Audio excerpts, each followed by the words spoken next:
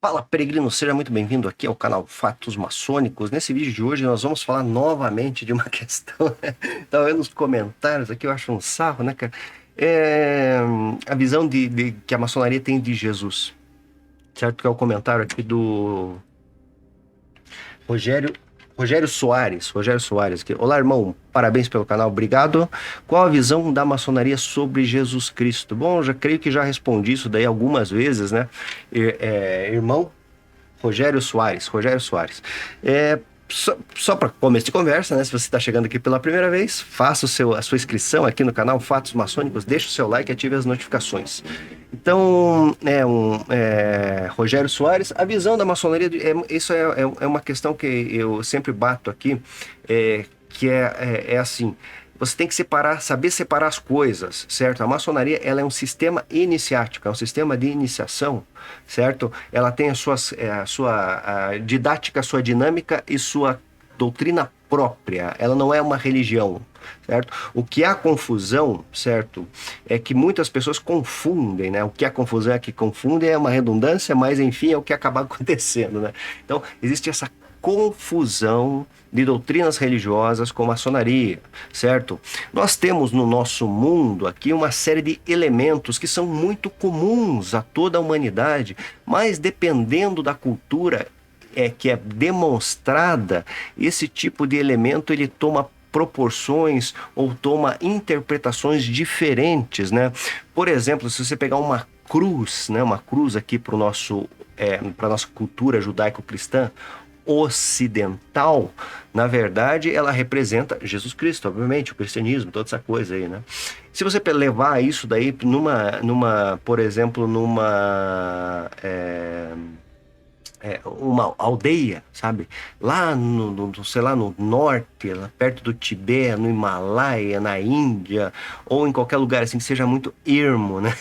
Onde não seja tão manifesto, né? O cristianismo é a maior religião do mundo, mas onde um local assim que não tenha tido tanto contato, a interpretação da cruz para eles vai ser outra. Por quê? Porque a cruz em si, ela é um elemento tradicional que a gente não consegue nem cogitar, podemos pôr assim, quem que inventou, quando se iniciou, quando se foi criado esse símbolo, né? Ela se perde, como eu falo, se perde na noite dos tempos. Então, se você pegar cruzes, por exemplo, você vai ver na cultura celta, né? Era uma cultura cristã? Não, mas tinha cruz. Na cultura hindu, né? Tinha swastika, né? Antes da questão aí da Segunda Guerra, do Hitler aí, deturpar esse simbolismo, né? Na verdade, é um símbolo hindu, certo? É um símbolo lá da Índia, mais de 5.000 anos, né? Muito mais, é um símbolo antiguíssimo, né? Que representa a vida, a roda da vida, a vida em movimento e os vários estados de manifestação do ser, né? Se você pegar no cristianismo, vai ter essa conotação, né? Vai trazer a vida de Jesus, né? Os ensinamentos, mas em si o símbolo tem essa questão. Daí, a maçonaria, né, como um sistema iniciático, na verdade, ela fomenta. Se você pegar um site aí de uma instituição maçônica, por exemplo, né, você vai observar que a maçonaria ela não é uma religião. É dito, né, nos sites, desculpe, é dito nos sites, né, que a maçonaria não é uma religião, certo? Ou seja, ela é uma instituição que fomenta com que a pessoa exerça a sua religiosidade. Então vamos olhar assim, se por parte das instituições maçônicas, e daí tem que se entender, quando você faz uma pergunta assim, ó, parabéns, qual que é a visão da maçonaria? Sabe? Você está fazendo uma pergunta muito, tipo assim, qual que é a visão do cristianismo perante a maçonaria? Certo? Vamos fazer a pergunta ao contrário. Qual que é a visão do cristianismo perante a maçonaria? Daí você vai entrar numa seara extremamente interessante, né, da gente analisar, né? Porque se você pegar, por exemplo, o cristianismo, ele tem basicamente duas divisões, né, que são as linhas católicas e as linhas protestantes, e dessas linhas católicas nós temos mais de 200 igrejas, né? Nós temos a Igreja de Roma, nós temos os patriarcados ortodoxos, né?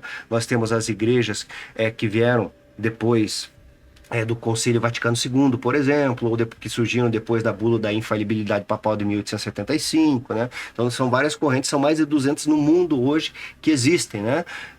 Muito mais de 200, né? Muito mais de 200. Até esses dias eu achei interessante, estava andando de carro ali, fui lá, o que que eu tinha ido fazer? Pegar minha mulher, levar minha mulher, pegar minha mulher no dentista ali, passei ali, tinha uma igreja ortodoxa italiana, eu falei, meu Deus, essa aí eu não conhecia, né? Aqui na minha cidade, Curitiba, né? É aqui para quem conhece aqui na Getúlio Vargas, não é na outra, na Anjo, não é Anjo Sampaio, esqueci o nome da rua, é uma paralela a Getúlio Vargas, sempre perto lá da rodovia, indo para a rodoviária, que eu tava indo lá para o centro, lá, né, indo para aqueles lados lá. Depois, Igreja Ortodoxa Italiana. Eu falei, ué, mas não tem um patriarcado italiano, né? Então, mais uma corrente que já é uma subdivisão de um patriarcado ortodoxo, que daí, da onde saiu? Constantinopla, Rússia, sei lá, de vários dos 7 patriarcados mães, podemos pôr desse jeito, ou pais, né? Patriarcado, patriarca, pai, né? Então são os patriarcados, eram 7, depois existem outras divisões, daí um não se entende com o outro, é um rolo, né? Antioquino, bizantino e não sei o e assim vai, né? E assim foram se criando correntes, né? Que muitas vezes acabam se desenvolvendo por falta de compatibilidade no que tange a questão estrutural dessas instituições religiosas. Mas enfim, o tema é outro, né? Senão começar a falar dessas coisas essa é outra história, né? Mas pegando assim, por exemplo, né, você vê que existe uma complexidade, né, e o que rege uma instituição é o seu código, né, são as suas regras, né. Então eu falei aqui que existem dentro só do catolicismo, em torno de 200 linhas no mundo de católicos, né, católico brasileiro, católico liberal, católico carismático, são instituições formadas, né, fora da Igreja de Roma. A Igreja de Roma foi a primeira, mas não é a única, né? E na linha protestante, a partir do Martinho Lutero, né, das teses de Lutero, surgiu o movimento protestantismo. Desse tem os calvinistas, tem os batistas, tem os luteranos, tem os presbiterianos, e assim foi, né? Daí tem os pentecostais, depois os neopentecostais, e cada uma dessas linhas tem os seus regramentos, e isso daí, na questão do protestantismo, são milhares daí, né? Não são centenas, são milhares de linhas que acabaram surgindo. Alguma, com certeza, né? Como, por exemplo, se você pegar a história da maçonaria, você vai ver que grande parte do pessoal era o Desaguliers, por exemplo, né? O Jean Théophile Desaguliers era anglicano, né? Ele era um pastor anglicano, né? Ele era como é que um sacerdote, fugiu a palavra aqui. E você tinha o reverendo James Anderson também, que era um reverendo, né? Presbiteriano. Então você já vê o cristianismo lá na base, né? Na conduta das pessoas naquela época onde a maçonaria contemporânea começou a se formar em Londres, né? No século XVIII, 1717, né? Então, se você pegar assim, em algumas igrejas, com certeza, né? Muitas acabam, na verdade, satanizando, usando a maçonaria de uma forma satânica, né? Ou seja, elegem como inimigo, né? Eles precisam ter alguma coisa para... Isso é um conceito que existe, né, estrutural. Para quem quer se interessar mais, quem se interessa mais, dê uma pesquisadinha sobre como que é a formatação assim, do conceito das religiões, né? Como que é a estrutura, né? Como que, se você olhar assim, de uma forma mais, podemos pôr assim, fria, né? Olhando de uma forma fria, você vai ver as coisas que acabam acontecendo no desenvolvimento dessas linhas religiosas, sejam verdadeiras ou sejam falsas, né? Que tem muitas falsas aí. Eu só estou falando das verdadeiras, inclusive, né? Mas cada uma tem o seu código, né? E vê determinados assuntos de maneira diversa, né? Diferente de um do outro. Certo? Então, por isso que existem tantas correntes, por causa dessas divergências de opiniões, sabe? E que vão tornando-se a falta de possibilidade de incompatibilidade que existe na questão estrutural da instituição em si, e também de visões que acabam tendo, né, diferentes um dos outros, e acabam surgindo outras correntes. E, obviamente, algumas satanizam mais, né, a maçonaria, outras menos, outras aceitam, outras não falam nada, outras deixam o caso à parte. Então, funciona desse jeito, né? Então, a gente falar do cristianismo, qual que é a visão do cristianismo para a maçonaria? É isso, é muito diverso, vai depender de uma linha específica. que nem você fez, e voltando à pergunta, né? Qual a visão da maçonaria? Você está fazendo a mesma pergunta de outro jeito, né? Qual que é a visão da maçonaria para Jesus Cristo? A maçonaria é uma corrente mundial, né, que tem as suas instituições, que tem as suas lojas, né? As lojas têm características próprias, certo? Tem características próprias, certo?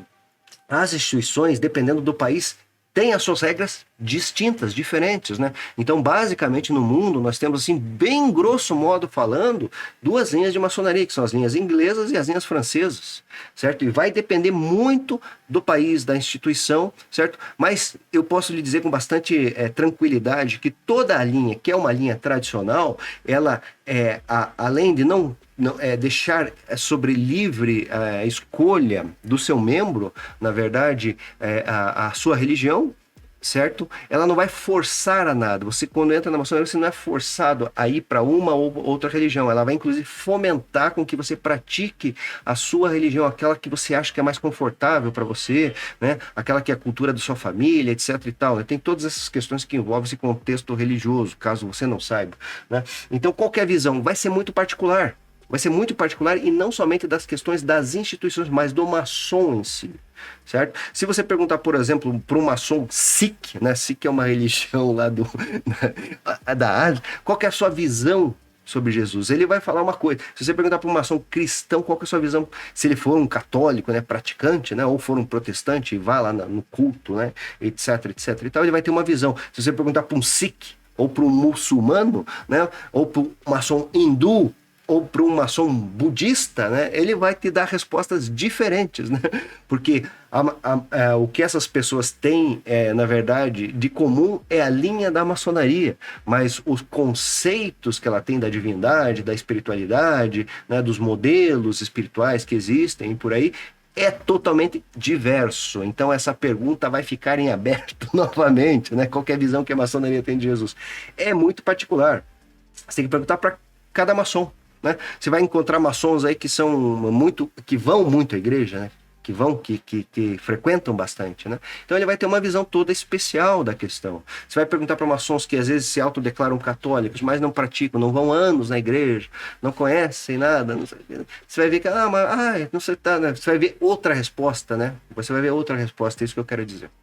Bom, nesse vídeo de hoje eu vou ficando por aqui. Espero, né, na verdade, ter esclarecido um pouquinho mais nesse nosso 2024. Essa pergunta que já foi feita algumas vezes. Qual que é a visão que a maçonaria traz de Jesus, né? Certo? Isso depende muito da pessoa. Beleza? Então, eu dei um en passant aqui na questão da história da maçonaria, na questão estrutural, para você entender como que funciona esse lance todo. Te aguardo no próximo vídeo e conheça lá meu material no meu site luismiller.com.br. Te aguardo no próximo vídeo. Um fortíssimo e grande abraço.